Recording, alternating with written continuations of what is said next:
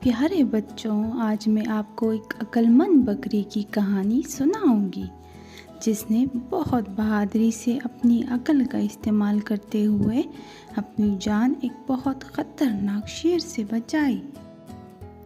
اچھا تو بچوں، ایک بکری جنگل میں بڑے مزے سے ادھر ادھر ٹہل رہی تھی اور آہستہ آہستہ گھاس بھی چر رہی تھی۔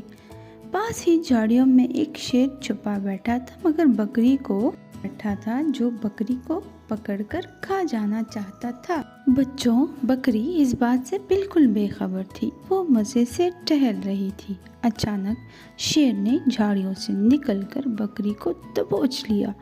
بکری بہت زیادہ ڈر گئی، لیکن بچوں، بکری تھی بڑی عقل مند۔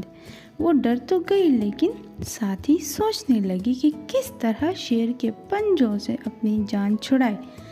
بکری نے شیر سے کہا، میں تو پتلی سی بکری ہوں، مجھے جانے دو۔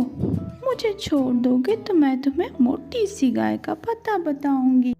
شیر بڑا ندیدہ تھا، وہ موٹی سی گائے کا سن کر بڑا خوش ہوا۔ اس نے سوچا کہ گائے مل گئی تو مزے ہی مزے ہو جائیں گے۔ اس نے بکری کو چھوڑ دیا اور بکری کے پیچھے پیچھے چلنے لگا۔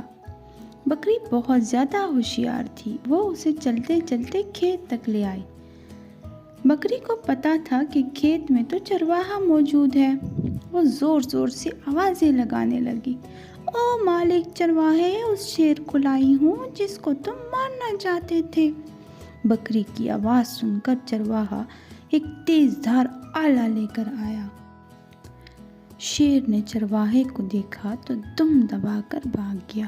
بکری تو بہت زیادہ خوش ہوئی اور اپنے گھر کی طرف روانہ ہو گئی۔